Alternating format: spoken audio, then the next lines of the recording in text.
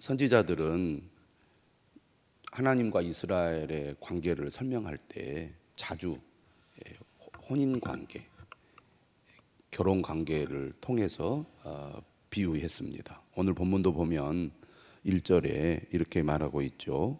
그들이 말하기를 가령 사람이 그의 아내를 버림으로 이혼했다는 얘기입니다. 그가 그에게서 떠나 타인의 아내가 된다 하자.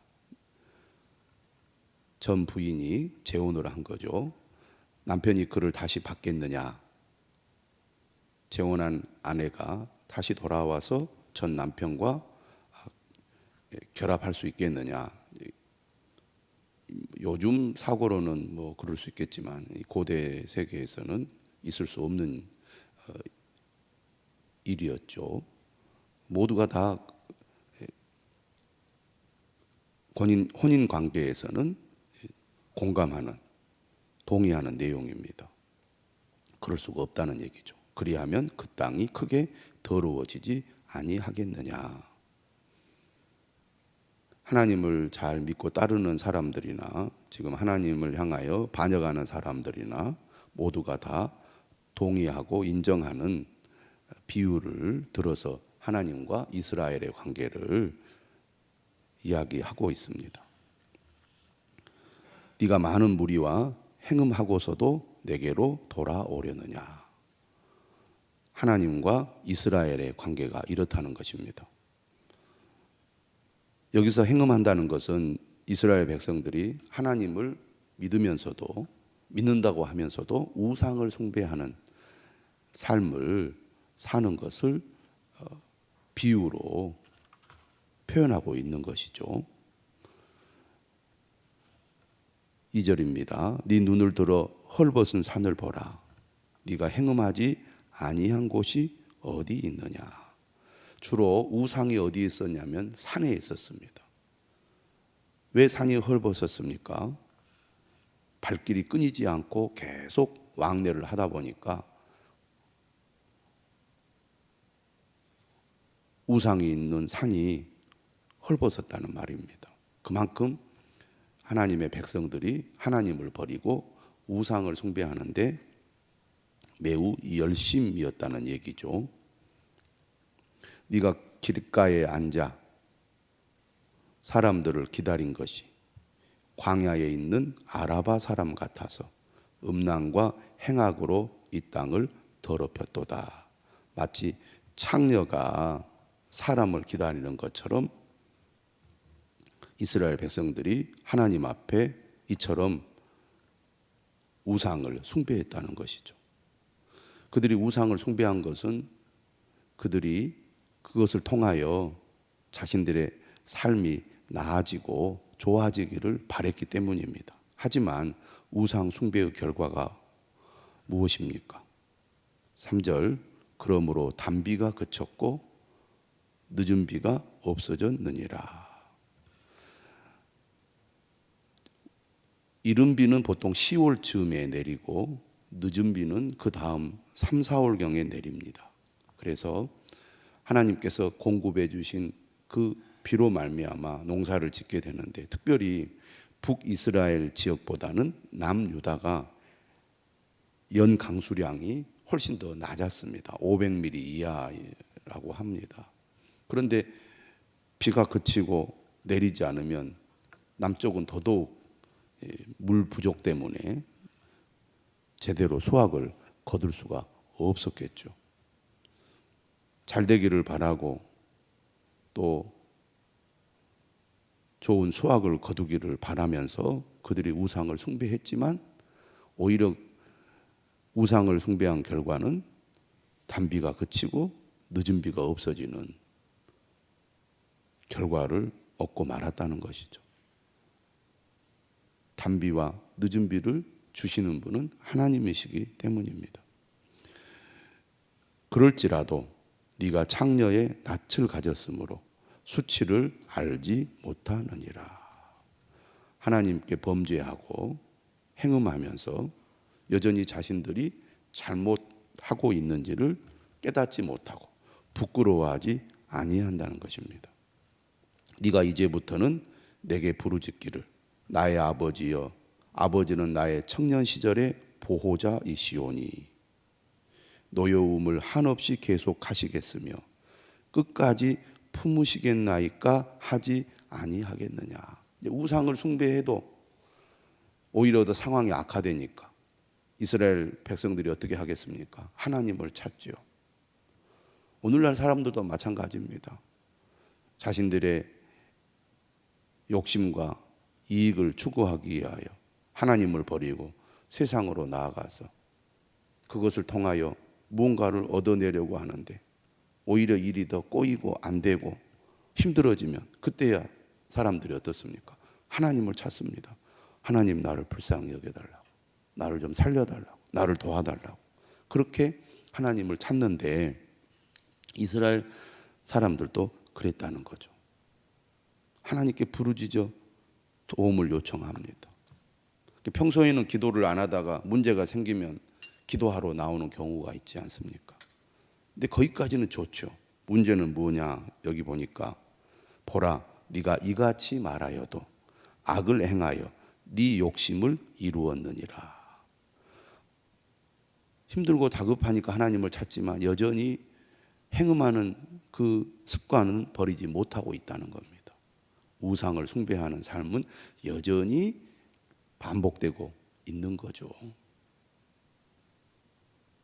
오늘 우리들의 삶도 이런 경우들이 많이 있습니다. 하나님께서 이스라엘 백성들에게 말씀을 주시면서 제일 첫 번째가 뭡니까? 나 외에 다른 신을 섬기지 말라는 거거든요. 너희를 위하여 우상을 만들지 말라고 그랬거든요.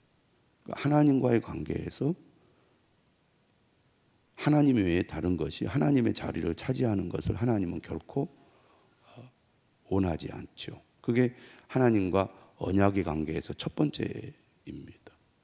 그런데 이스라엘 백성들은 현실 속에서 이 하나님의 계명을 어기고 말았습니다. 오히려 하나님보다 우상을 숭배하는 것을 훨씬 더 중요하게 여겼던 거죠. 힘들고 어려우면서도 여전히 그런 우상 숭배의 습관을 버리지 못하고 우상 숭배의 길로 계속 나아갔다는 얘기입니다. 6절이죠. 요시야 왕 때 처음으로 돌아가서 이 예레미야가 사역을 시작한 때가 언제였냐면 에레미야 13년째인가 되었습니다. 요시야가 다스린 지 13년째. 그때가 주전 626년입니다. 그리고 북이스라엘은 언제 망했냐면 주전 722년이거든요. 거의 100년이 흘렀습니다.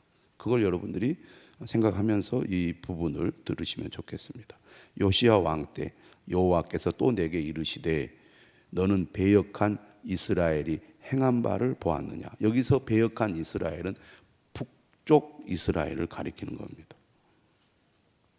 그가 모든 높은 산에 오르며 모든 푸른 나무 아래로 가서 거기서 행음하였도다. 이스라엘이 솔로몬이 죽고 난 이후에 북이스라엘과 남유다로 분단이 되었습니다. 그리고 아수르에 의해서 북이스라엘이 먼저 망하게 되죠. 남유다는 그것을 분명히 보았습니다. 북이스라엘이 어떻게 망하게 되었는지를. 우리가 열왕기 상하를 통해서 분명히 알듯이 북이스라엘은 처음부터 끝까지 우상 숭배의 길을 갔습니다. 훌륭한 선지자들을 많이 보냈지만 결국 그들은 우상의 길로 갔고 망하고 말았던 거죠. 그거를 남유다는 분명히 보았고 또 잘 알고 있었습니다. 그런데 7절에 보십시오. 그가 이 모든 일을 행한 후에 내가 말하기를 그가 내게로 돌아오리라 하였으나 아직도 내게로 돌아오지 아니하였고, 하나님께서는 그들이 하나님께로 돌아올 것을 기대했죠. 그런데 여전히 그들은 돌아오지 않았습니다.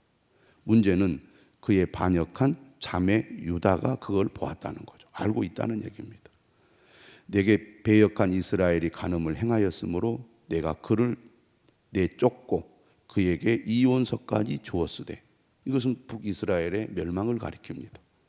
그런데 그의 반역한 자매 유다가 두려워하지 아니하고 자기도 가서 행음함을 내가 보았노라. 만약 남유다가 하나님께 반역해서 이런 일을 겪었더라면 북이스라엘은 남유다를 보고 오히려 그들의 잘못을 돌이켰을지도 모른다는 얘기예요. 그런데 북이스라엘이 먼저 그런 일을 하는 것을 보고도 남유다가 여전히 하나님을 두려워하지 않고 있다는 얘기입니다. 그러면서 어떻게 말하냐면 9절에 그가 돌과 나무와 더불어 행음함을 가볍게 여기고, 심각하게 생각하지 않은 거죠. 하나님께서 행하신 일이 무엇인지를 보고도 그거를 가볍게 여겼습니다. 그들이 망하려고 하니까 망한 거겠지, 이렇게 생각한다는 거죠. 하나님이 하신 일이라고 그들이 깊이 생각하지 않았다는 겁니다. 여러분, 사람이 내게 어떤 일이 닥치면 그 문제를 심각하게 여기지만 내 일이 아니고 남의 일이면 그렇게 심각하게 여기지 않는 경우가 많습니다. 남유다도 지금 그런 거죠. 북이스라엘이 왜 망했는지를 그들이 알았음에도 불구하고 그것을 심각하게 보지 않았습니다. 하나님의 말씀을 두려워하지 않고 가볍게 여기면 하나님의 말씀을 무시하고 하나님의 말씀에 반대로 가게 되는 겁니다. 10절에 뭐라고 얘기합니까? 이 모든 일이 있어도 그의 반역한 자매 유다가 진심으로 내게 돌아오지 아니하고 거짓으로 할 뿐이니라. 하나님을 섬기는 것처럼, 하나님을 예배하는 것처럼 하지만 진실하지 못하다는 거죠. 진정으로 하나님께로 돌아와야 하는데 하나님께로 돌아오는 척만 하지 마음으로부터 진정으로 하나님을 믿고 따르지 않고 있다는 얘기입니다. 우리가 하나님을 예배할 때, 또 하나님을 믿고 섬길 때도 그럴 수 있습니다. 겉으로 보이는 형식만 있지 진정으로 하나님을 믿고 섬기고 그의 말씀에 순종하는 삶이 없는 경우들이 많이 있다는 거죠. 체면 때문에, 또 마지못해 내가 흉내를 내는 거죠. 근데 우리 자신이 그렇게 되기가 쉽습니다. 항상 형식과 내용은 함께 가잖아요. 근데 내용은 사라져버리고 형식만 남게 되는 경우가 참 많습니다. 형식은 내용을 담는 그릇인데 그래서 형식이 필요하잖아요. 하지만 우리의 마음의 중심이 변하거나 잘못되면 내용은 사라져버리고 형식만 남아있습니다. 교회 와서 예배는 드리죠. 그러나 하나님을 향한 진실한 마음이 없이 예배 드릴 수 있고요. 그러한 진실한 마음이 없으면 삶을 통해서 하나님을 진실로 믿지 않는 말과 행동들을 하게 됩니다. 그래서 우리가 정말 하나님 앞에 진실한 자로 설 수 있도록 늘 우리가 깨어 있어야 되는데 그렇지 못한 경우들이 많습니다.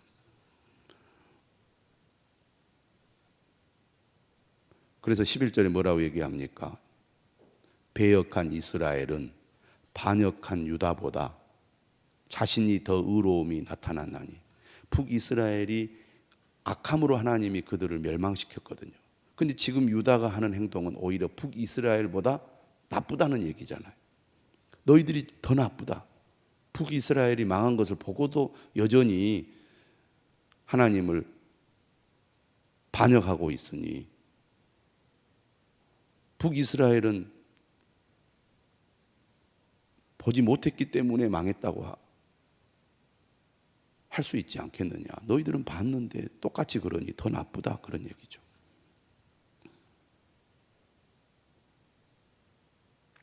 그래서 하나님께서 이렇게 말합니다. 너는 가서 북을 향하여 이 말을 선포하여 이르라. 여호와께서 배역한 이스라엘아 돌아오라. 나의 노한 얼굴을 너희에게로 향하지 아니하리라. 나는 긍휼이 있는 자라. 노를 한없이 품지 아니하느니라. 여호와의 말씀이니라. 오히려 유다보다 더 의로운 이스라엘에게 하나님의 말씀을 선포하라는 얘기죠. 왜? 남유다는 이 마음이 더 완악하여 하나님의 말씀을 듣지 않기 때문입니다. 차라리 북에 가서 하나님의 말씀을 선포하라는 거죠. 하나님은 진실로 회개하고 하나님께로 돌아오는 자를 긍휼히 여기시고 용서하시고 회복하시는 하나님이잖아요. 13절에 말합니다. 오직 네 죄를 자복하라. 이는 네 하나님 여호와를 배반하고 네 길로 달려 이방인에게로 나아가 모든 푸른 나무 아래로 가서 내 목소리를 듣지 아니하였습니다. 오늘 우리가 하나님보다 세상을 사랑하고 하나님을 예배하고 하나님의 말씀에 귀를 기울이는 것보다 세상에 더 많은 시간과 관심을 쏟고 있다면 돌이켜야 합니다. 하나님을 진실로 섬기고 그의 말씀에 귀를 기울이고 하나님을 진실로 예배하는 자로 돌아서야 될 줄로 믿습니다. 14절에 또 말씀하죠. 여전히 하나님은 유다를 향하여